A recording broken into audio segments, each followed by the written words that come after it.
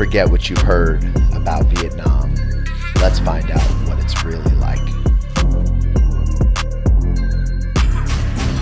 Imagine an economy that, in the span of a few decades, catapulted from one of the poorest in Asia to a growth rate of 8.02% in 2022, outpacing even the giants like India and China. This isn't a hypothetical scenario, it's the reality of Vietnam. With a GDP per capita that increased nearly tenfold from under $300 in the 1980s to $2,800 in 2020. What's up, my children? It's the Al Bundy of Expat Relocation. Think you're going? Aren't you open?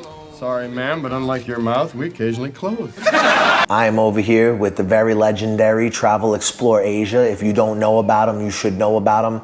He's been in Danang for a long time. We've been friends a long time. I remember when he first came out to Saigon, he came to visit us. We had a coffee over on Ly Chinh Thang in District 3, my old little haunt when I was doing the teacher thing around Saigeezy. And he has been living in Danang for a while, so he has gotten past the point of honeymoon. Yeah, so way past the honeymoon. I'm in the gray zone of like, what the fuck? So today we're going to discuss a little bit about some of the challenges of being an expat, because both of us have had lots of videos talking about the positive stuff. And now for a little background on me, I lived in Saigon for about 4.5, 5 years. And then I was in Nha Trang. So altogether, I was up there maybe about like 6 years with a couple breaks with Cambodia in between, going to Albania for a while. But pretty uninterruptedly, I was in Vietnam, and I was mostly in those two cities. I visited other cities, but the only two cities I can really talk about that I have like a real deep experience with is Ho Chi Minh City, which is the country's economic business capital, financial capital, center for basically all international business, and Nha Trang, which is a nice beach town a little bit south of where Travel Explore Asia lives, but also very pleasant with islands and stuff like that. So anything I talk about today, even though I've been to Hue, I've been to Hanoi, I've been to Ninh Bình, I've been all over the country, Mekong Delta, Central Highlands. My perspective and my experiences are gonna come from living in Ho Chi Minh and mostly and a little bit in Nha Trang, and his are gonna come mostly from Danang. He's also been nearly everywhere in Vietnam. Yeah, I've been everywhere. I've been around. Been in Hanoi. I lived in Hanoi for 3 months. Actually, I got stuck in Hanoi for 3 months so I had no choice. So I basically lived in Hanoi for 3 months while I was paying rent in Hanoi and paying rent in Danang at the same time. And then I actually spent some time in Saigon because my ex-wife's family lives in Saigon. So I know the Saigon area pretty well. And then I've been up to Moi Ne, Phan Thit, Nha An, Hue, Quan Nai, Quan Binh. You've been to Cat Ba? No, I live in Cat Ba is cool. No, I live in Cat Cat Ba is cool. So I've been around. Also, Hoi An. So Hoi An is basically my next door neighbor because I live in Danang. I've been living in central Vietnam for the longest. Also, Dalat. I've been up to Dalat. Loved it. It's actually probably the coolest place in all of Vietnam. It's so nice. Yeah, if you're looking for a cooler place to live, I don't have to deal with the heat, the hot weather. I mean, almost 9 months out of the year, then Dalat would be the spot. The whole region, the Central Highlands, like Dak Lak province also, Bun Mau Tut, anything in that area is really nice. Yeah. Central Vietnam is generally cooler. We do have cool moments up in Danang as well, which is starts basically from November to November, December, January, February. A little after maybe late February, that's when you start getting summer again. So February, March is when your summer starts back again. And Saigon's hot all fucking year. Yeah. It's hot and wet. Hot and bustling. Well, no, it's hot and wet and the air quality is okay. Right. And you get like clouds and stuff, which can be nice. And then it's fucking dry. And then it gets really nice weather, but it gets really polluted and really, really toxic. And it's like fucked up to even be outside during like rush hour, any kind of traffic hours. Yeah. This is a common thing in Southeast Asia. It's not just only in Saigon, or even Danang has issues with pollution and traffic. So today we're gonna kind of try to give you guys a little bit of perspective on some of the downsides and the challenges to being an expat, so that you don't come out here with like stars in your eyes and think you're moving to some utopia. Yeah. Definitely not a utopia. Definitely not a utopia. I know a lot of YouTube videos sensationalize, and they kind of like make life seem like, wow, you come out here, you're gonna be living this grand life. But you got to remember, if you're coming out here to live for any length of time, or if you're coming out as a tourist for 2 weeks, don't even worry about it, right? Just come out, enjoy yourself, spend your money, go home, and say how great everything is, because you had an experience. But if you're coming out here for any length of time, that's when you start running into the problems of being here as a foreigner, dealing with the things day in and day out. And the longer you're here, the more you kind of get like your senses start to get dimmed into a false sense, like, wow, it sucks. He means that life files you down and eventually either makes you completely insane or you just stop caring, right? Yeah, this is the thing, guys. I may look tired in the video today because this morning I got woken up at 8:30. Now I work late. I'm on the phone with customers, sometimes different parts of the world, till 1 o'clock, 2 o'clock in the morning. And I train jujitsu, 4 or 5 days a week. I do kettlebells. I need to sleep well, right? So this morning there was a fire alarm in our building that needed a battery to be changed. So we had sent them a photo asking them, hey, the light on the fire alarm is red. Do we need to change the battery? Now, they didn't schedule anything to come. They didn't tell us anything. I was just woken up with some guy on the door, like hitting the doorbell at like 8:30, and then I got a guy with a ladder in my room, and then I'm pushing the ladder out of the room and I tell him, leave me alone. And, this is how I got woken up today. These kind of things, you have to either learn how to kind of let them go, or eventually they will make you insane. And even me, I've been out in an expat in Southeast Asia for almost 7 years now, between all these countries. And I still get annoyed sometimes, and it's a cultural difference for sure. But okay, so then I go down to the lobby and I go to complain to the girl, and she's telling me to shut up and giving me a attitude. I'm like, yeah, that's the problem with a lot of people that come out to such. Everybody's so nice, they're so welcoming, they're so this, bro. You're not if you're getting that niceties of hospitality and all that, which means you're living in an expat, you're visiting the expat bubble, 1, because they're paid to be nice.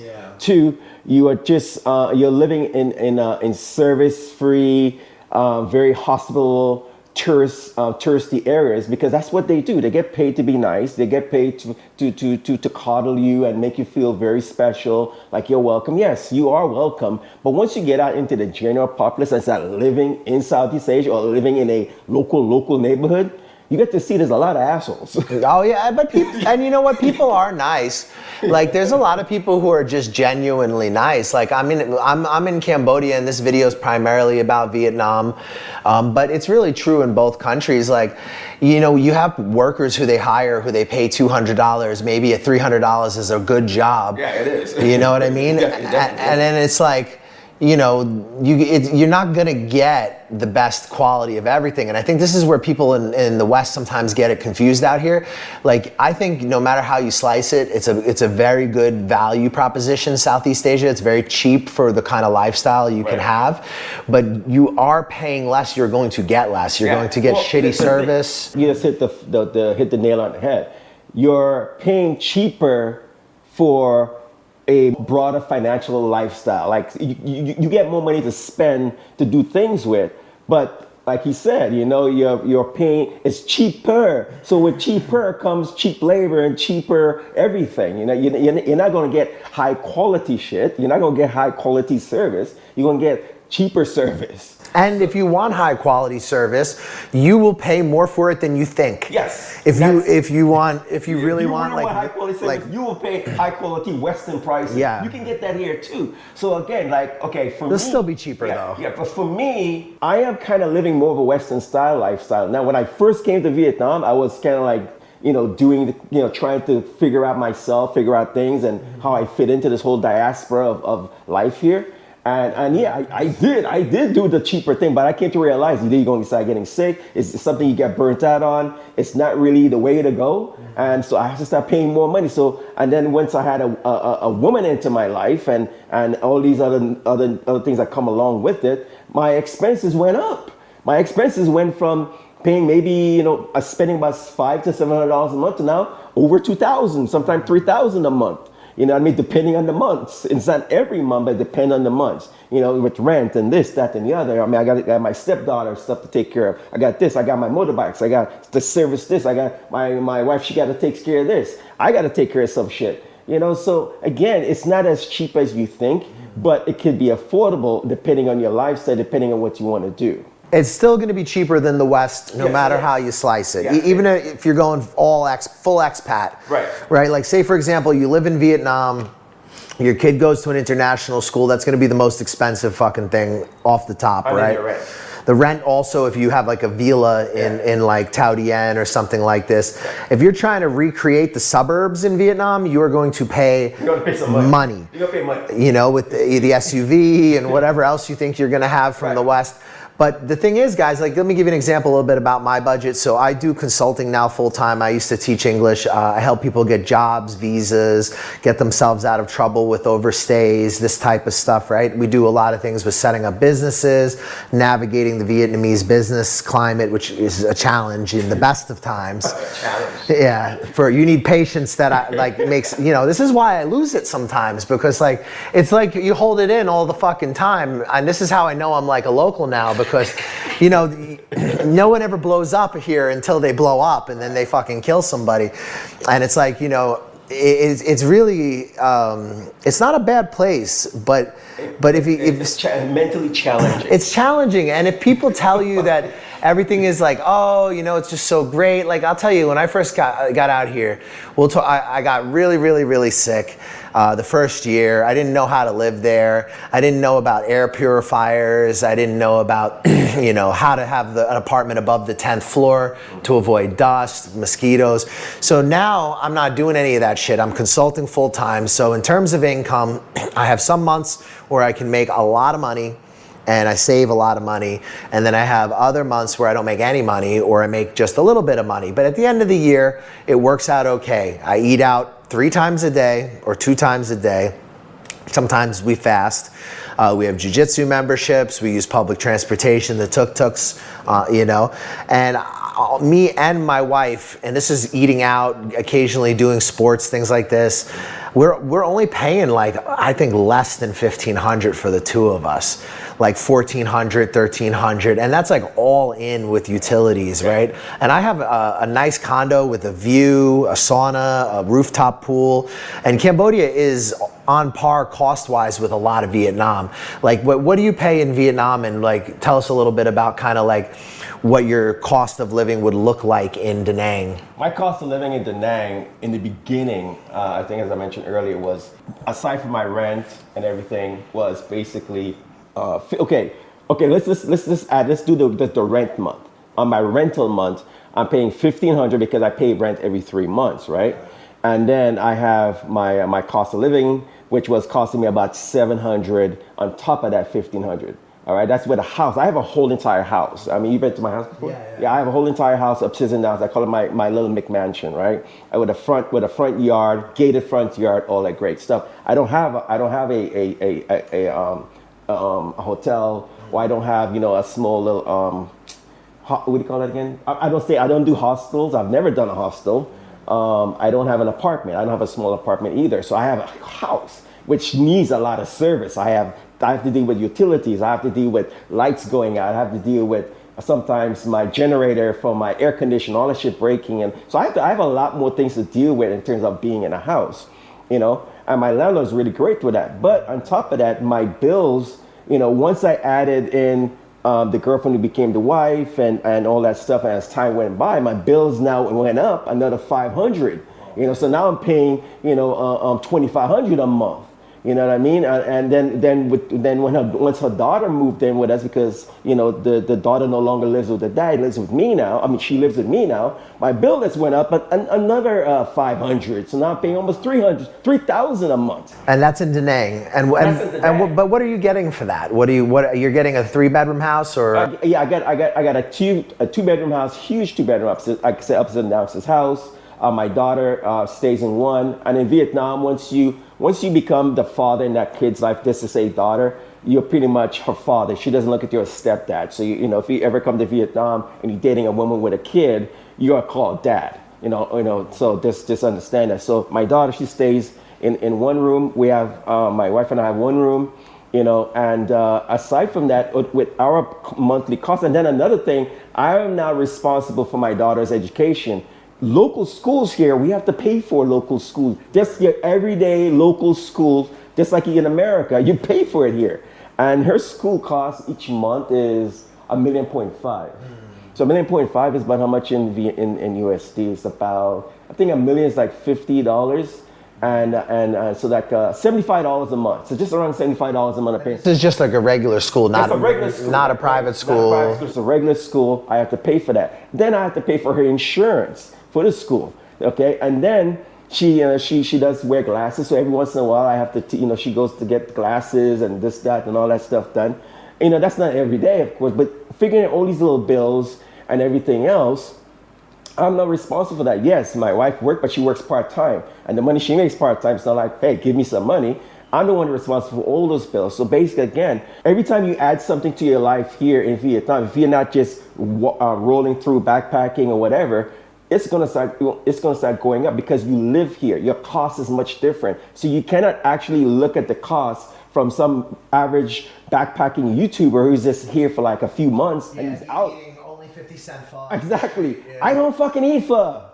Okay, I buy pho. Okay, I buy the packaged soups now, the packaged pho. Make it at home. I make it at home. I don't fucking need to go to the corner store and buy pho because 9 times out of 10, you don't even know what you're buying because you know what kind of meat in that shit. You know? That's another challenge, guys, is like, and this is a challenge that you don't hear about on YouTube, but if you search on Vietnam on YouTube, you will find videos about Vietnam running out of fresh water, and there's a lot of pollutants that are involved in the agricultural process where they're dumping like, tons of these pesticides and chemicals onto the produce, which gets into the groundwater.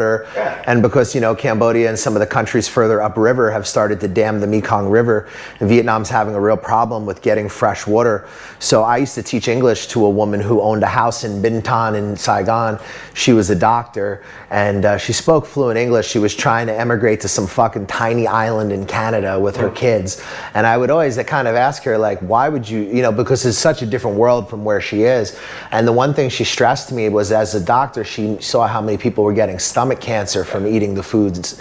So my landlord and next door neighbor, because my landlord is my next door neighbor, like she said to me, a lot of people get sick in Vietnam. A lot of local people get sick in Vietnam from the food, from the environment, from all kinds of shit. You just don't know what you can come across next. I mean, I literally walk around with hand sanitizer in my bag because some people want to shake my hand, but guess what? There's a lot of people digging their nose and scratching their arms. It's not like he's scared of COVID. It's just legit. The hygiene is way different. You got mofos here that don't really take showers, what I mean? It's the same in Cambodia. Like, you'll have you have these situations that are at times they make you really shake your head. Like I was a public school teacher in Saigon before I started the consulting business, before we started helping people find teaching jobs and start their lives out here. We were just rocking out in the primary schools, and there would be like a school of 300-400 kids, and there would be like one boys' bathroom, and in the whole bathroom there would be one bar of soap. And that's for a school of 300 kids. If there's any soap. If there's any soap. If there's any soap, right? And like they used to sometimes lock the kids into the classrooms. Like the teacher would go to do something and she would put a padlock on the fucking door. So there's like no way out. So like if that room caught on fire, the kids would just basically be cooked inside the classroom because some of the classrooms didn't have windows you'd be able to jump out of, So like it's like some things that at times you might not think about or might not take seriously. Like, so today, why they gave me such a fucking insane time over my fire alarm was that when I first moved into this building, the sauna caught on fire, exploded, made the whole gym smoked out, and the fire alarms on the roof didn't go off. Wow. So everybody had to run down flights of stairs to pull the fire alarms. Right. Yeah, that's another thing too. A lot of the buildings here, even though they may look nice from the outside, a lot of them are poorly built. In Danang, we have a ton of apartment-sized buildings that's no longer, they have actually stopped progress on due to the fact that the structure of most of those buildings are not sound. So therefore, you have a bunch of abandoned buildings that's sitting there. You have some hotels that's no longer, because of COVID, some of the hotels are no longer occupied because they're just collecting dust, sitting there empty. And then you have some newer buildings that went up, but they found out that there's a lot of what do you call it? The problems with the building, the infrastructure. You mean foundation? Yeah, like the foundation of the building. And the structure of the building is not structurally it's intact. Not structurally intact. Because they're cutting corners on how to build shit. So just imagine if some sort of catastrophe happened, or whatever, those buildings could collapse or whatever. So you got to remember, a lot of those things are not like it is in the US, where the inspector comes out and inspect every single thing just to make sure it's being built right. Yeah, code? No. Here's basically, you want to build a building? Okay, how much money you got? Okay, go build your building. There you go. So the reason why I brought it up earlier about them panicking is because, like I said, the sauna caught on fire on the roof. And, it's pretty easy to understand why that happened. The sauna you were able to set it to 200 Celsius and there was no cutoff. It was, most saunas after like a cycle, they turn off. They have like a timer and then they cut off. Like this thing was like a dial and it was dialed up to 200 Celsius. Why in the fucking world would you need a sauna to reach 200 Celsius? And then, it's already hot here. And then I would come in sometimes and it would be all the way on and there was nobody in there. And I'm like, how long has this thing been on? Right. I didn't think it would catch on fire. I guess I didn't know, but it fucking did. And then it took them 6 months to fix that motherfucker. So that's another. As I say, shit will take some time to get done, unless you have money. One, I see, like, if for my house, right? So I need to get something fixed in my house. You can call someone, hey, I need for you to come out. Yeah. You be waiting. I'll be there at 2. It'd be like 2 o'clock in the morning next day, and they still haven't arrived. So you have to call. Oh, something came up. Okay, so how come you didn't call me? Let me know. Okay, I'll be there tomorrow. Tomorrow come. Nothing, right? So basically, you have to be like a stickler, calling. And then sometimes you call them to show up, and then they show up too fucking early. And you're like, wait a minute, I said show up at 2, but you showed up at fucking 6 in the morning. And you're like, knocking at your door, I'm here to fix your toilet. I used to live in a building in Saigon called the Mastery, and this is all hoity-toity fancy, and there was like a fire, and we ended up, it was just enough to set off alarms, but it wasn't like a fire to like, oh my God, we were gonna die. But it set off alarms, everybody gets down to the bottom floor. As we're going down from like the 28th floor to the first floor, half the lights in the hallways didn't work. Half of the fucking floors were total pitch black. You're like trying to figure out how to get the fuck down. Now, could you imagine it was an actual crazy fire to where people are running and panicking and you don't even have working hallway lights? Well, the other thing is one thing about Asia, or Vietnam, I should say, I don't know about here much, I should say in Vietnam, I've noticed is that, and something I just paid attention to recently too, they don't have any wheelchair access. Oh, fuck no. They don't have, and when they build stuff, they build shit in a way like, okay, you walk into like a restaurant and you expect the floor to be, nice and even. But they'll build like little craters and shit in the freaking, in the walkway with rocks in the center of it. And you're like, someone could actually trip on that shit? Or they'll put a whole pond of like koi fish in the middle, but there's no barricade or no glass preventing some little kid to fall over and drown in that pond. And you're like, I think this because they think it's like what do you call it? Like a utopian kind of like relax. I just want to relax. Southeast Asia, it's Buddhist. It's like, and so everything has to be so very, kind of less like relaxing, I guess. Do yoga. Yeah, but yeah, somebody's walking by, and all of a sudden that person, let's say she's wearing heels, right? And she's walking, and then the ground becomes totally uneven because they have gravel. Then they have actual like a foundation she could step on.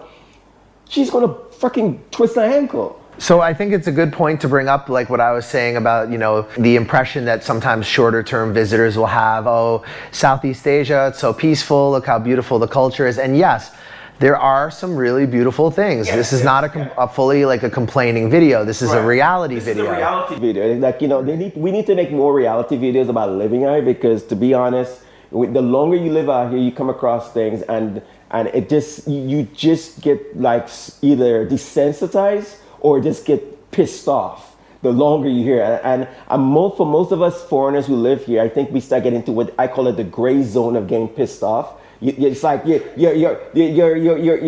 becoming kind of like, you just want to strangle somebody because now you're getting bitter. Yeah, now you're getting bitter. You don't want to eat. That's where you don't want to become bitter. You want to be, yeah, you don't want to bitter old expat, right? Look at those young backpackers.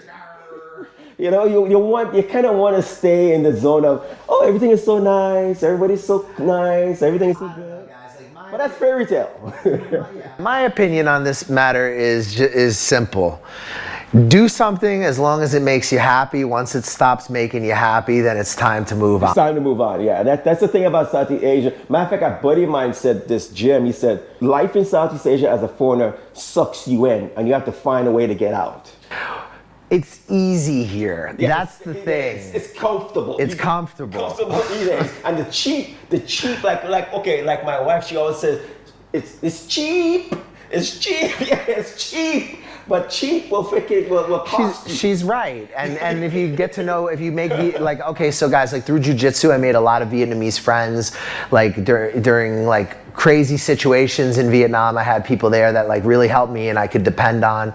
And there's like some of the best people in the world in Saigon. Like I know, like I can think of right now 2 Vietnamese people that I like love like family that are both in Saigon, you know? And like I have nothing but love for the country, but there's a lot of things that I think if you are naive to these things, yeah, you're gonna have a hard time. You're gonna drive yourself mad. Yeah, you're gonna drive yourself mad. And then the other, my biggest problem is the driving. It's as they say, driving here is a heart-pounding situation day in and day out. And I just have to say, rest in peace. One of my friends just died recently, almost close to a month now. She passed away. She got hit by a truck in an intersection because sometimes a lot of these intersections don't have street lights. I mean, they don't have signs or street lights. And I call it the free-for-all intersections. The free-for-all intersections are basically you're going through an intersection and you gotta have what they call cat-like eye reflexes, just like looking left or right real quick as you go through. Because if you slow down or just whatever you do, you just gotta do it real quick. Because a lot of times, especially the younger ones, the younger people driving their motorbikes, they just fly through the intersection without even honking. So what I normally do when I go through it and say I'm honking, look left or right real quick and just keep on going. Because I've seen many times people just hit the brake because a truck came out of nowhere or a motorbike came out of nowhere and they just went sliding. Motorbike gone this way, they went that way, you know? And the same thing kind of happened to my friend. You know, she's going through an intersection, truck is coming this way and she's going that way. And she's a little bitty thing too, because you know there's a lot of very small Vietnamese people. You could literally put your hand around her wrist. I mean, like this, right? Mm-hmm. She gets hit by a truck, runs over, and she slightly gets dismembered. Oh God! And the truck runs over her. This has happened time and time again. The statistics in terms of accidents happening in Vietnam, I don't know for all of Southeast Asia, but I know in Vietnam, it's not always projected as what it is. If someone says 10%, well, it might mean a lot more. It might be a lot more. It might mean a lot more. I can tell you something about that in Saigon. So there was this South African kid, and I did not know him. I just know of it from the papers and stuff. But like I was in the traffic related to this kid's death because he was trying to go over the Tao Dien Bridge, and he was like driving like Vietnamese people do, like the wrong side of the road, and trying to like follow what the locals are doing. And he went off and was driving on the wrong side of the road, and he got smacked into one of those big industrial kind of like shipping trucks that they have out there, and it just killed the kid, and it fucked up traffic on the Tao Dien Bridge and into Dien Bien Phu, which is a big road in Saigon. Yeah. And it backed it up forever, and I was sitting in traffic trying to get back to Tao Dien where we were at the time in the Mastery, and I was like stuck in traffic for like an hour, and little did I know that this was like some dead South African kid on the roads, you know? There's a lot of accidents that happen here that kill people on a daily basis. I know on a monthly basis, then you know what I mean? So you got to be very careful coming out here and getting on a motorbike, and don't think because you can drive a motorbike. No, driving a motorbike in Vietnam or just in Southeast Asia in general, you got to have the cojones, okay, to actually get on that bike and navigate the traffic daily. And you got to figure out how the traffic works. Yeah, Guys. Like, it took me 2 years before I bought my motorbike, and I got a brand new motorbike. I bought two of them. I love driving in Vietnam, but I do know, and I've had 3 accidents already. Flipped off the motorbike, all kinds of stuff. Okay, and I didn't have no. I mean, the person I got into the accident with, who actually hit me, had no insurance. So that's another thing. They ain't got no fucking insurance. You're a foreigner, it's your fault. And then to top it up, you have no money. I mean, they have no money to freaking pay you. I mean, one of the guys I actually got into the accident with, he picks up he didn't even say, "Hey, are you okay?" I can remember after the 3 accidents, only one guy said, "Hey, are you okay?" And I said, "I'm fine. Are you okay?" Yes. And then he took his motorbike, he went that way. And I took my motorbike, I went that way, right? The other guy who hit my motorbike, I actually had my motorbike, I just bought a brand new 2022 brand new motorbike just off the showroom floor, right? Paid $58 million for it. Okay? Freaking guy, like around almost 5 months, as I'm driving down the street, I call it the Vietnamese right or left. How they they cut this way and they go that way and cut that way. Well, yeah, they fucking go, they go left to go right and go right to go left. Well, he does the same thing on me. Okay, I did see him earlier as he passed me by, but I went past him, but he didn't pay attention because what they normally do, they merge without looking.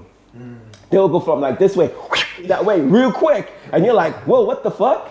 And so he hit my motorbike on the side, literally ripping the carbon fiber off the freaking whole frame in the front. Okay? You know what he did?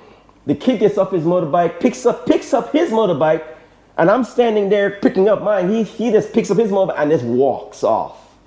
And I was like, "Hey, are you okay? Hey, and he's just keep on walking. He didn't even look back to see if I was dead." You know about the lady who killed like a bunch of people in Saigon? She smashed into like some fucking group of traffic. I don't know if it was at like a roundabout or something. I think I saw that video. She fell out of the car super drunk, but she was super, super rich, so she never had to do any time. Oh yeah, money talks. Nothing like that. So like, guys, like, I'm not trying to tell you that like it's not a cool ass place, and like honestly, listen, I made myself in Vietnam. I went from just teaching English to having a small business that supports myself and my wife, allows us to live overseas, allows us to help other people realize their dreams of living overseas. And I can tell you something, Vietnam will be good to you if you do business the right way, if you work with the right people, you build good relationships, you have Vietnamese friends, you know. There's a lot of people, like we talked about, you know, privately, about people who live in Vietnam for a really long time and they still don't even understand the culture or how things work. And like, I think it's something really different from just being an expat who has like a wife that's Vietnamese or uses a visa agent to like actually dealing with Vietnamese people in business sense, or the Vietnamese government with bureaucracy and paperwork and like legal requirements to live as a foreigner. I think it's just, they're completely like two different perspectives. There's people who are in Vietnam for like 7-8 years and they still don't understand. Yeah, they don't understand nothing. We call them surface level foreigners. They got their head in the clouds and they just basically here. You know, I actually, to be honest, my landlord husband is one of them, but he doesn't live here. He actually works overseas, comes to Vietnam for about a month or two, and then he goes back to his job overseas, and then you won't see him for almost a year, almost majority of the year. So that's what he has been doing for the last 20 years. And there's other foreigners who do the same thing. All they do, they just come here and they just live on the surface. They only live. Matter of fact, my friend Jim is funny as hell.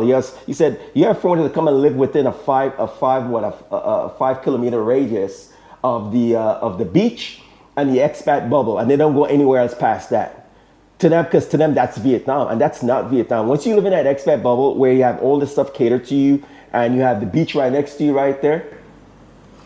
Yeah, you'll start to think they really want you to stay. Yeah, and you walk, and then you walk around all day with a tank top or a wife beater and flip flops. I'm gonna go to the beach today and relax and have a drink, come back, have a beer, go to the bar. If you want to find out what they really think about you, just look at like what happened during the whole COVID period, where they canceled all those business visas. Oh yeah, and a lot of those people like left Tons of expats who lived there for years, like retirees, were thrown out of the country, were sometimes forced to overstay their visa, ended up in all kinds of trouble. Then they get extorted because the government pulled the rug out from under them, and so they don't, at the end of the day, guys, there is ways to stay legally in Vietnam.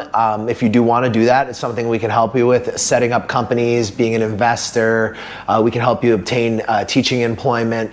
But I think it's always important to keep in the back of your head. Where are you living? Yeah, you're not in the West, and shit can change like that, because that's one thing about Vietnam or Southeast Asia. They change things whenever they want. It's like they're changing fucking underwear. I feel like changing my underwear today. So you wake up next day and all of a sudden there's some new laws, new regulations, and you're like, what just happened? I thought, yes. Don't think. You just gotta be aware of your surroundings, where you are, and you guys gotta know that it's not. Come here with a sense of reality. Don't come to Asia with a sense of, oh wow, it's not a utopian society. It's generally a place where you can probably rebuild yourself if that's what you're looking to do, and get out and have some fun with it. But you gotta remember, everything comes at a cost. You gotta remember what you're giving up, your safety and your nice comfortable surroundings in America or Europe, wherever you're from. You're giving all that up for a little bit more rougher lifestyle here, just to be honest. It can be, but in some ways it might be less rough, because like in America, you might have a more like kind of strong infrastructure. You might have like hospitals that function, right. Doctors that are actually doctors. Actual doctors. But right? Yeah, doctors who are actually doctors. A lot of fake doctors here, man. Yeah, well, that's another topic, that's right? Another topic, but yeah. But you don't realize that there are other dangers. Like, and in Southeast Asia, most of the time, violent crime is not going to be a big problem. Like well, wait a minute. It depends on how you're looking at it. As a foreigner, we're not facing it much. Well, amongst the locals, but it's still not South America. Yeah, it was there. It's not Brazil. Yeah. It's not even an American city, really. Like American. Well, no, you're not gonna get some mass shootings out here. But I mean, American cities, you got places where there's like 300 shootings in a month. You don't get a lot of knifings. You don't get some you get some knifings out here. So don't think there's no crime. There is crime, but this like in Danang, we just had about 5, 6, 7 months ago. You could even Google it. Well, somebody got shot in front of my building here in Phnom Penh. I mean, a guy got murdered right outside, but it was not something that would have any effect on me. Right, again, consider like, but it does happen. It's just like I said in Danang, we had at a karaoke bar, one of the guys that working at the karaoke bar stabbed 3 people. Right. You're like, well, wait a minute. He stabbed 3 people. Yeah, that happens. They like, what the fuck? They sometimes bug out on meth. They'll be honest. I'm like, what the fuck happened? Maybe he didn't like the way they were singing karaoke or some shit, right? Bro, he was probably just bugged out on meth. I'm telling you, in Thailand, it happens a lot with the tuk-tuk guys. They'll be smoking meth so they can work. And then once in a while, they'll just bug out and kill a foreigner or something. But for the most part, it doesn't happen very much. And if you go to an American city, like a large American city, like the chances of someone actually running up and like sticking a gun on your face or pulling a knife on you, or you stepping over needles everywhere. Like, so there is, safe means something different. If someone says to me, is it safe in Vietnam or is it safe in most of Southeast Asia? It's if you're worried about getting like pollution, cancer, pollution in the food, food poisoning, potentially. Hit by a truck. Yeah, exactly. Hit by a car, hit by a truck. Yeah, that shit's gonna happen. Like getting daily. Get into some crazy situation. Getting infected with some shit, some unknown shit. Guys, my finger right now, like I have an infection on my finger from I don't even know. I think I had a hangnail that got infected. It's starting to go away. Yeah, getting infected with unknown stuff, getting bitten by something. Skin problems. Skin problems, like you start itching, you're like, wow, how come I'm itching? Where are you getting this itch from? And you're like, what the fuck? Respiratory problems. Respiratory problem because there's a lot of pesticide shit sprayed around. I mean, I think I give myself my own respiratory problem because I got so many bugs. There's so many bugs here. If you're not a bug person, don't come to Southeast Asia because they got a ton of them. Well, that's why I live above the 10th floor. I still be getting roaches. Like, yo, this. Oh my God, the roaches, man. Oh my God. Fucking roaches, man. Some of the roaches are so fucking big when you step on them, they ooze and they stink. Yeah, they have the big ones. We get the little ones in here too. It's bullshit and because then the little ones, they fucking an ant. Well, ants is like one of those things that's like you can't get rid of them because of the way their what do you call it, the sanitary situation is here, and that's all over. I mean, I've been walking around, and I've been to Cambodia a few. This is my second time back to Cambodia. One thing that I've noticed that hasn't changed is they have put up new stuff, new things, and they have cleaned up some areas, but the trash, sanitary open sewers. There's still open sewers. Like, so guys, like, I don't want you to come out here thinking it's a romance. I can tell you from my experiences, even here, Phnom Penh is one of the more dangerous cities in Southeast Asia. I had a random tweaker foreigner pull a knife on me. I've had fucking crazy things happen to friends of mine. I've seen crazy things happen randomly. Oh. And foreigners do commit crimes too, because there's a lot of foreigners that do commit crimes here. They get on drugs. But the thing is, you don't want when you go to jail here, you're not getting out. Well, some you of don't them want to fuck around here and go to jail here. Like, for instance, I don't know if you heard about it. There's a Dutch guy from in Vietnam who stabbed his wife multiple times. You guess the reason why he stabbed his wife? Because she was texting too much. She was on her phone too much. Yes. That you could Google that shit. Jeez. Dutch man stabs wife multiple times in Vietnam. Google that shit. You're gonna see. Okay. Like I said, we do have a lot of shit. Shazam! Literally, wait a minute. He said it wasn't like he stabbed her a few times, multiple times. What does multiple times mean? He was really pissed. Damn. It's like this, right? Ah. So again, we do have a lot of things that do happen here. You just don't hear about. Oh yeah. And but it's still safer than Latin America. Right. If you're older or female, it's still definitely safer here than Brazil.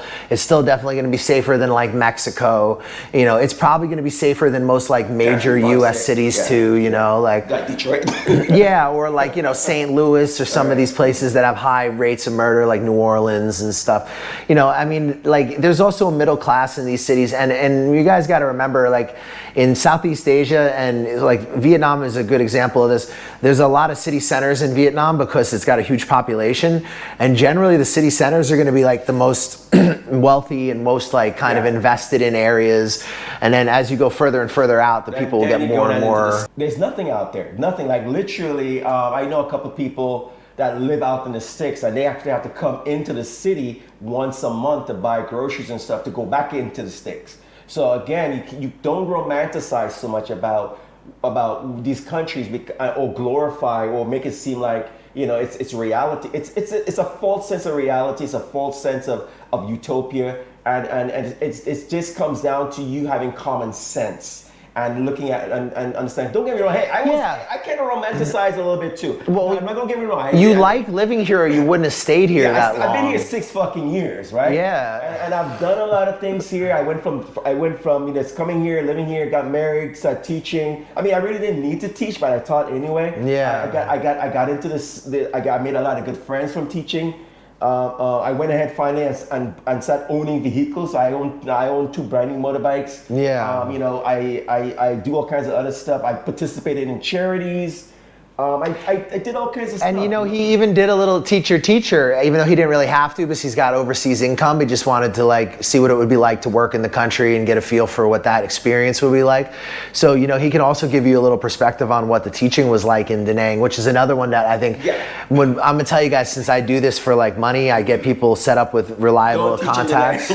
Well, you want to teach in Danang because in your mind you're going to be in this cool little beach town, but in the reality, your money is going to be very small. You're going to be living pretty subsistence living. Shit. Well, I'm going to give you how much money I was actually making as a teacher. Okay. I think I was making like every month. I think I was getting around maybe $400. But how many hours were you doing? I was working $400 or $500. I was working. Sometimes 6-7 hours, some shit like that. Really, and that's all. So what? I was working 5 days a week. 5 days a week. But for how short time, right? But for short, I was only doing like maybe like 3 hours a day or some. And they were only giving you $500. I was getting like $500 a month. And I think I was getting how much was I getting? I think it was like. Damn. Like, I think probably less than that, dude. Like, I think I got like 6.7 million. I mean, occasionally, guys, I'm not going to get your hopes up, but occasionally I do get jobs up in Danang, and they've started to bring foreigners into some of the public schools, and I'm connected to one of the people who does those type of jobs up in Danang, so I could kind of put you in touch with them, and those rates will be better than what he's talking about. Yeah, I was at an English teaching center. I mean, that same English teaching center, after COVID, they called me up and said, "Hey, you want to come back and work for us?" I'm like, "Hey, you want to pay me like now?" I was trying to ask for real money, Like right? real money. Like real money, right? And they was like, let's think about it." Yeah. Well, here's the problem, guys, and this is the thing. This is the main problem with Danang, is everybody wants to be there because everybody's heard of it. So the beach. Well, they just know about it. It's on all the lists, like Chiang Mai is for digital nomads, or best places to live in Southeast Asia. Okay, I'm gonna give you the background of Danang. Danang is, if you want to retire, if you have enough money to set up your own little business, I could be an entrepreneur. If you just want to come passing through as a tourist, come to Danang. But if you want to come there and live, be a teacher and live on the beach and do all this other stuff and traverse the mountainsides, like we have nice little mountains up there, and go take in all the local amenities, you're gonna need a real job. You're gonna need some money. You're not gonna come to Danang and just chill out and hang on the beach all day, because that's gonna start costing you, and pretty soon your bank account is gonna start draining. So again, Danang is not a teaching hub. It's a place, if you have a connection, you can get connected to maybe a school or maybe a good English center. And you might be working at 2 or 3 centers just to get hours. Actually, I have a friend, my friend Eric, he works at 3 centers to make money, and he works basically 6 days a week. And he works about like 12 something hours a day. Oh, that's crazy. Yeah, he's working hours, man, because guess what? He came here as an expat, single. He met someone, got married, have a house now, have a kid. So now he needs to make much more money. Now he needs to make much more money. And his bit, and if you was to talk to him about life now, he will literally want to strangle somebody, because that's how, like, he's like me, he's in the gray zone. So Danang is very popular, guys. So like with regular trainings, I don't know this situation, but with regular training centers up there and stuff, they can replace you so easily. Yeah, very easy. The best place to work as a teacher in Danang, if you have the wherewithal and you have the international schools, international schools one, and if you this you literally you need to get your paperwork, like have your bachelor's degree or master's. All your documents. You're gonna need your documents, because they're not fucking around no more. That's one, and two, you're gonna be working at an international school because they're going to check. Right. And or if you're gonna be working at one of the major universities, because they do have universities that do employ English teachers from abroad. Mm-hmm. So, two places you can work: at an international school or one of the universities teaching English. That's the only places that will hire you at a good income, and you can actually live in Danang with no problem. But you're also replaceable. Yep. Easily replaceable. Because everybody and their mother wants to live in Danang. So even if you are qualified, there's also somebody else qualified who will do the same job for probably less money, because they want to be in Danang. Yeah, they want the beach life. They want to sit on the beach. Yes, we do have a nice beach, but I don't even go to the fucking beach. Well, a few years back, they had the red tide. They had the red tide from all the toxic waste they were dumping into that beach. So if you guys are thinking about teaching out here, because that is one of the viable ways that you can stay in Vietnam legally, get a hold of us on the Facebook fan page. We can help you with reliable contacts for employment. The larger cities like Hanoi and Saigon are a lot better than Danang for jobs when it comes to having different choices with employers, when it comes to places that are willing to pay more for what they would see as like a high value teacher if you have a good education, things like this. I also want to remind you guys, this video is sponsored by Safetywing. If you're thinking about coming to Southeast Asia, you're gonna need some health insurance. One thing I've learned living as an expat for so many years is you will definitely get sick. And if it's your first time living in a developing country, I strongly recommend you have some reliable health insurance. That's why we partner with Safetywing. Our link is in the description below. They're a health insurance company designed for nomads, designed for people who live the same lifestyle as us, who are out there actually living their lives and pursuing new opportunities and new destinations. Safetywing is a great transitional health insurance until you can arrive in the country and figure out what you can get domestically. They're designed for people who move around and who travel, so it's the perfect health insurance for people who live our kind of lifestyle. You have tremendous lifestyle opportunities in these places. Don't let getting sick mess you up.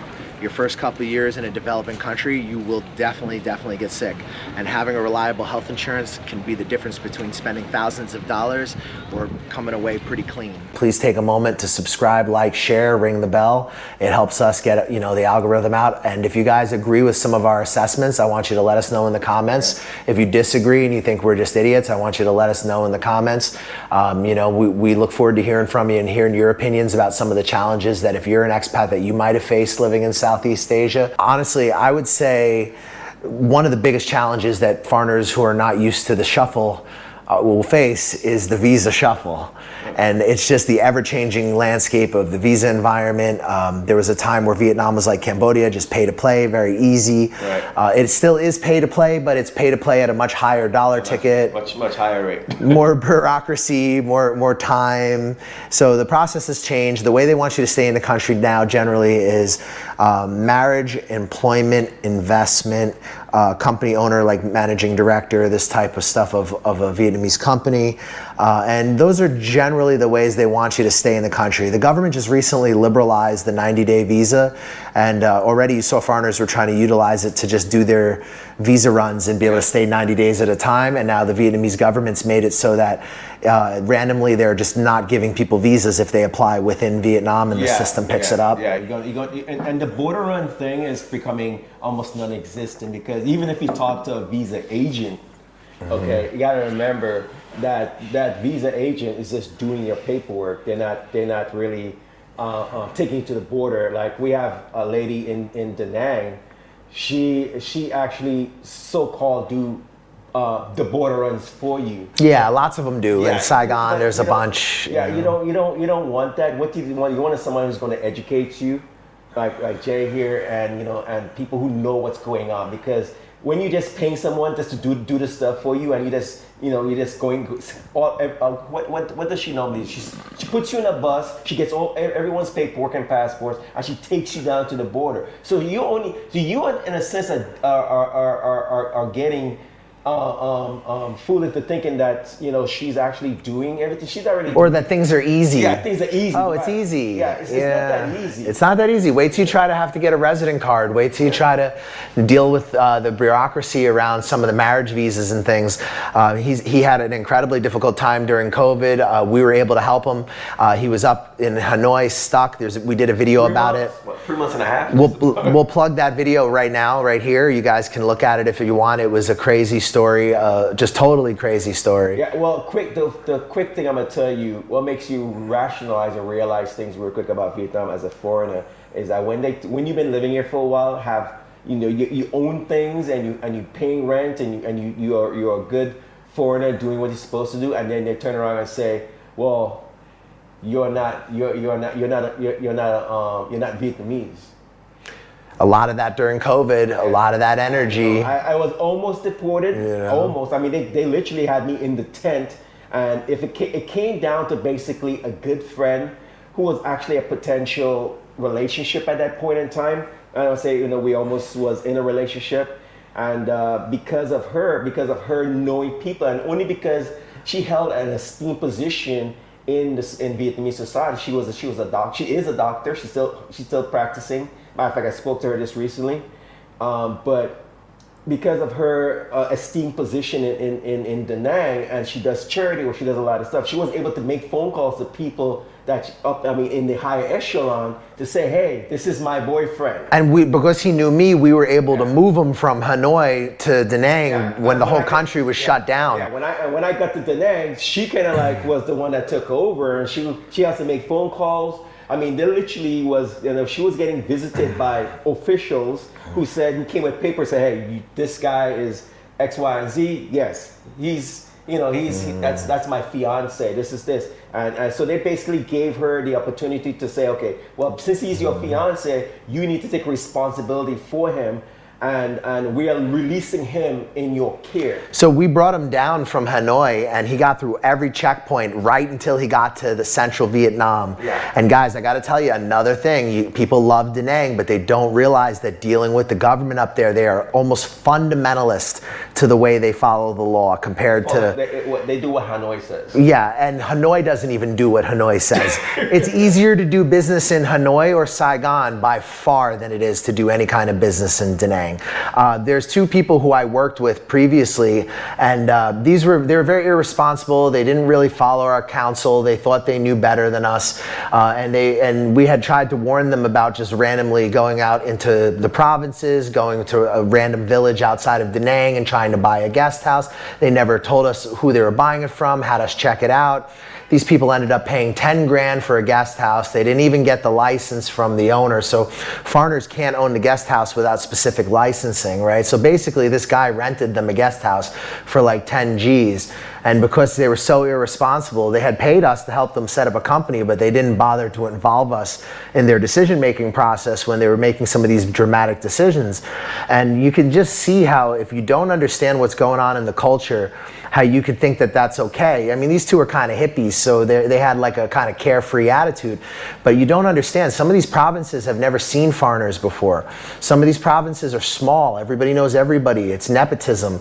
The whole entire town is fucking related to each other. Everybody knows each other. Yep. So you're not, you're coming into an environment like a fucking alien, basically, and I think there's a lot of people who... They coming into the environment. Oh, they're so nice. I'm the foreigner. They think because it's a smile. They think because it's a smile that it's all good.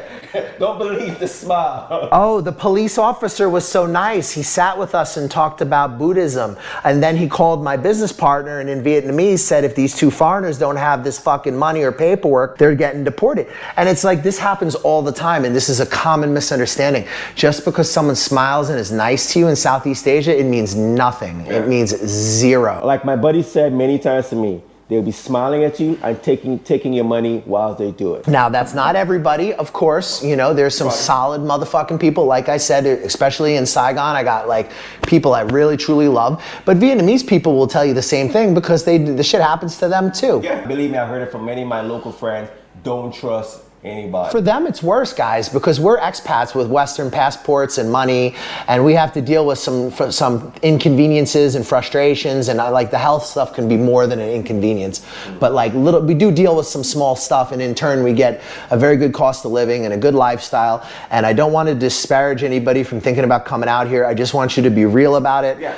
You gotta be real about it. You gotta have a perspective that you're not coming out to some utopia just because. I can't state that enough. Hey, Vietnam is a great place to come. I like it. I've been there 6 years. I'm going to be there probably for a little while longer before I actually officially leave because I do plan on leaving. I'm slowly making my way out of Vietnam. Yeah, Asia in general. I'm traveling myself, but so again, you got to have a realistic sense about where you're coming to and the people you're going to be dealing with. Are they all bad? No. But like I've been told many times, by good friends, good local friends, 75% no good.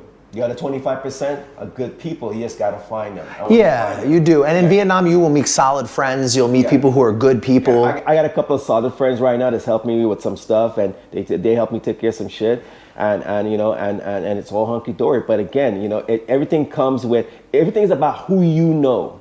And you gotta be, in order for those people to work with you and trust you, they gotta know that you're solid. Yeah. That's how things work here. You don't just because I have money or whatever, or just this. No, you gotta notice people. Like you gotta remember when those people talk to their people is because they probably went to school together.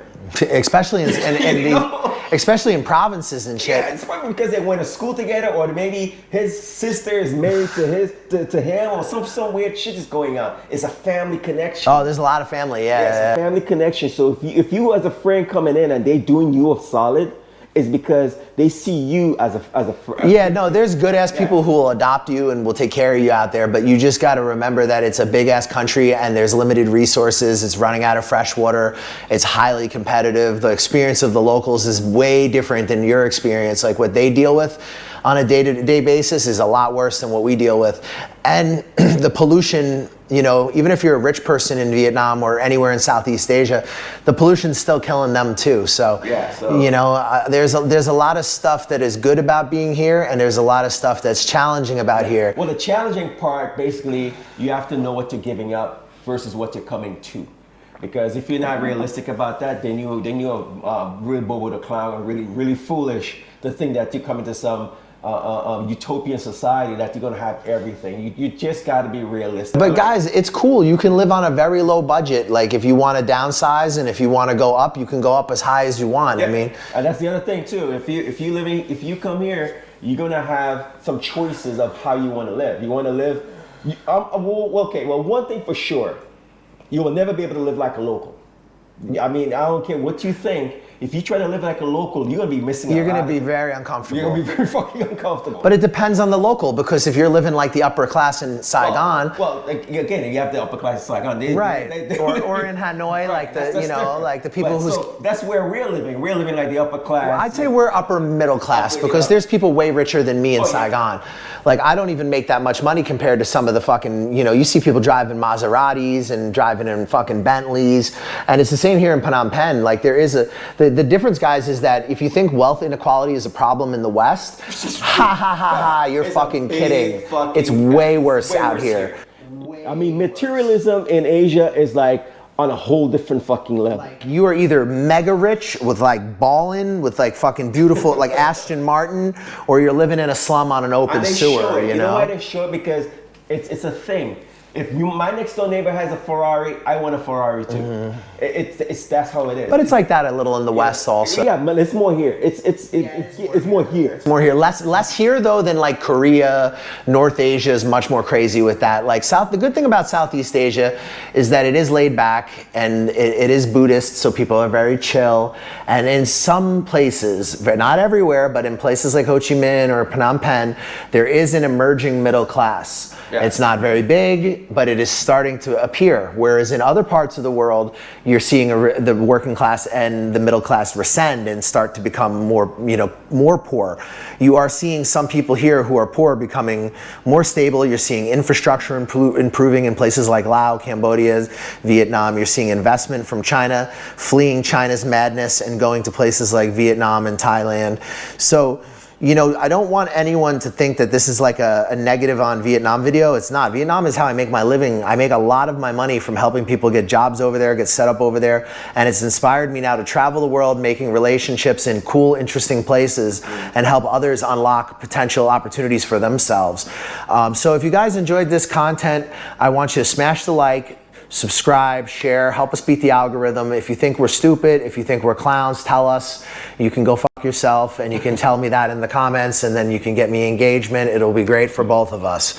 And as far as the homie, if you like what he had to say today, his channel is Travel Explore Asia. It's primarily in Danang, but he does get around and do other places. And he takes Danang from like the perspective of an expat who's actually been settled and living in the same place for quite a while. So if you want the perspective of an American on Danang, it's a great channel to watch. If you need help with visas, employment, real estate, doing any business, you can reach me on the Facebook fan page. If you want to do business in Cambodia, you want to do business in Laos, Thailand, I got contacts for you. Teaching employment, I tend to steer people more towards Vietnam, but more and more, not having a degree is becoming really difficult. Yeah, you're definitely going to need a degree if you want to teach in Vietnam. It's not totally true. So like this year, I got 2 foreigners from the US, jobs with work permits, no degree, and I got a kid from the Czech Republic, no degree, and they got him a work permit. But you can already see that less and less schools are doing it this year than last year. It's becoming less and less a thing, and it's going to eventually be impossible. I don't know next school year if that's the case. If you're going to teach in Vietnam, you can't want to teach in Danang. It's just not going to happen the way you think it is. Not trying either. Yeah, not trying. The beach cities are primarily for entrepreneurs and retirees or people that already have an income. There's a few beach cities that are emerging, like Cam Ranh and Toi Hoa and some of these places, but they're very remote and those jobs pass quickly. So like, for example, like if you pay me today, right now, I know of a center that's looking for native speakers up in Toi Hoa, which is like a nice beach town north of Nha Trang. nothing. But if you pay me in 3 months from now, I probably won't have that, you know? So I don't know what's going to be around until we're working together. So when people start to ask me like specifics about jobs and stuff, I can really only tell you once we're working together, because at that point I can start putting you in my network and we can start seeing what recruiters have available and what they can offer you. We save you guys a lot of money. We do charge a consulting fee, but we're a lot cheaper than some in-classroom TEFL that's going to charge you $2,000-3,000 just to job place you at a corporate training center. You know, we give you all the tools and you handle it yourself. We give you a huge network. Well, just to add to what he's saying, in another sense, please don't go on these expat websites and ask for information, because those motherfuckers are either going to roast you to death because you're asking a stupid question and call you all kinds of idiots, or they're gonna give you all kinds of bumfuck sidewalk information that's like, everybody got a perspective on how you can be a teacher, but no one goes to the source. And listen, guys, I've helped people with master's degrees and I've helped people with nothing. So I'm not afraid to talk to anybody, and I'll be real with you about what the situation will be. You know, right now, if you want to teach without a degree, you're going to have a little bit of an uncomfortable border run situation, and you're going to be vicarious for a bit. But if you work with us, we could maybe find a center that would be willing to pay whatever money's necessary to get you the work permit without documentation. So if you are thinking about making a move to Vietnam to teach and you don't have documents, I would say this would be the year to try to solidify your position, because in another year or so, it could just get increasingly more difficult. And you know, if you want someone that's going to blow smoke up your ass and sell you the dream, there's a lot of those guys around, a lot of those guys. So you have to go to the source. You know, I've been told that many times living here, go to the source, go to credible people, go to the source. And you know what? And the more and more I took that information as time goes by, that's what I do. I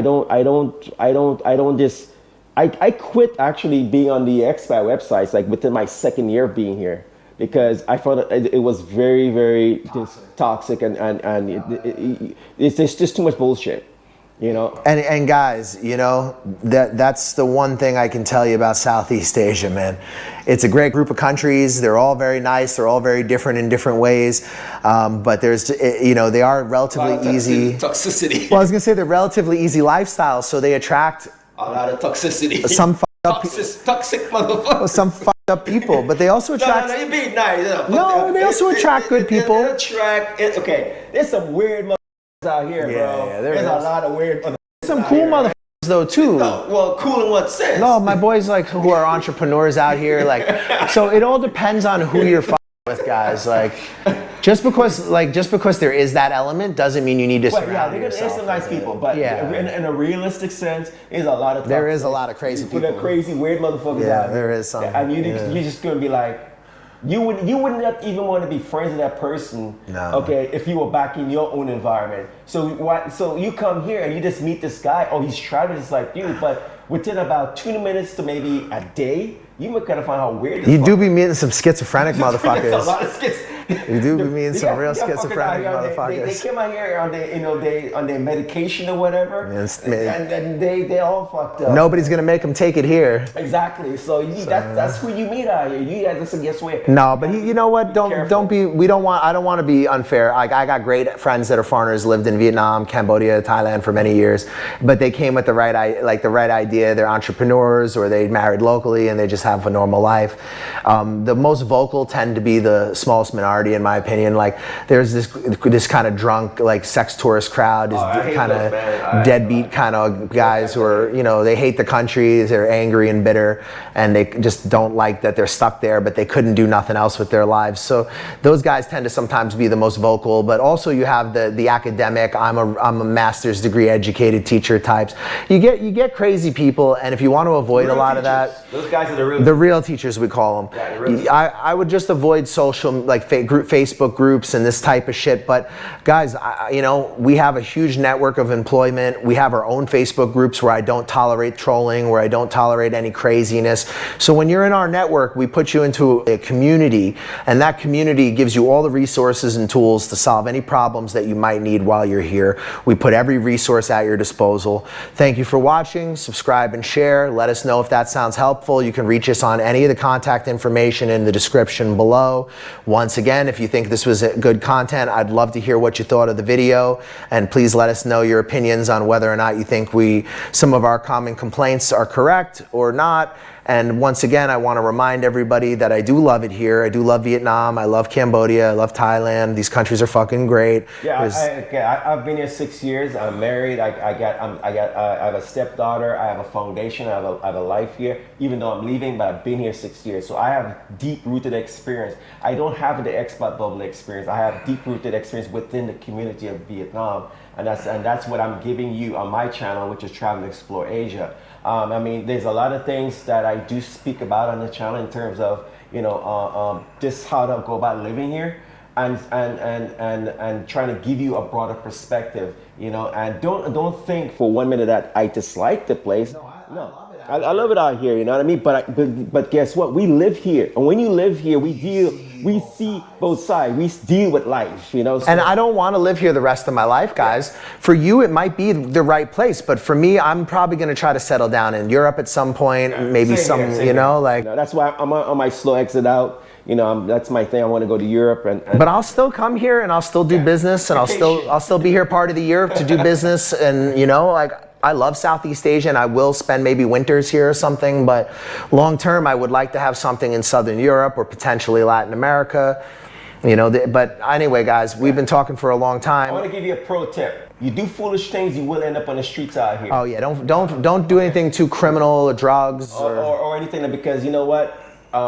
Here in Southeast Asia, there's a lot of foreigners on the streets. Well, yeah, there's people who definitely lose their minds. And that's because they got into the wrong thing. They probably spent all their money on some female or whatever the case may be. Drugs, all that stuff. You know what I mean? Even here in Cambodia, I see literally old men, and they look like they're sick, sleeping on the streets, you know? And so it does happen. Yeah, I guy with fucking like a Band-Aid and all. I'm like, what the fuck's wrong?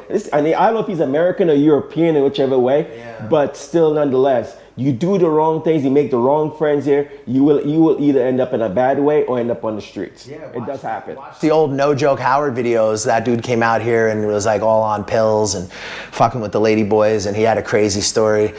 So I mean, you know, it's not uncommon, guys. Like, but again, I don't have these problems because I just do jujitsu and stay to myself. I just go to the gym, work out. I'm with my wife, spend time with my daughter, and my close friends. And the expats I know are all through martial arts, so they're all here for like positive stuff generally, or at least they have a job, you know. Once you start hanging with good people, you do good things. But once you start fucking around with knuckleheads, you're going to end up in a bad way. Great advice. Stay in school, brush your teeth, eat your vegetables. Peace out. Brush your face and wash your teeth, son. Hey, what's up? I'm D from Canada. Hook up with the New York Nomad if you want a smooth ride into Vietnam or any Southeast Asian countries. Hey, my name is Aaron. Get in contact with the New York Nomads. If you want to get into Vietnam, hit them up. They'll get you in securely and professionally. Yo, this is Uncle Hollywood. I'm telling you right now, the New York Nomad got me a job. He's legit. Hit him up. Check him out. New York Nomad set me up in Vietnam. Yo, my man got me a job. Come to Vietnam. Hey, what's up, guys? You thinking about coming to Vietnam? You're not sure where to start. You've heard a lot of things online. You don't know what's true. You don't know what's not. We offer a consulting service where we help you get on your feet in Vietnam. We give you advice on negotiating contracts with employers. We help you with real estate agents, visa agents that are reliable and that you can trust. We help you get started in this amazing country and get on your feet. We help you get into different opportunities that might be more difficult for you if you were just landing in the country on your own. And we help you avoid a lot of the pitfalls and problems that you could have as a newcomer here. We provide you with reliable job recruiters, visa agents, real estate agents, and advice. If you guys are thinking about coming to Vietnam, hit us up for a consultation. We'll help you get started, help you get on your feet, and hopefully you'll love Vietnam as much as we do.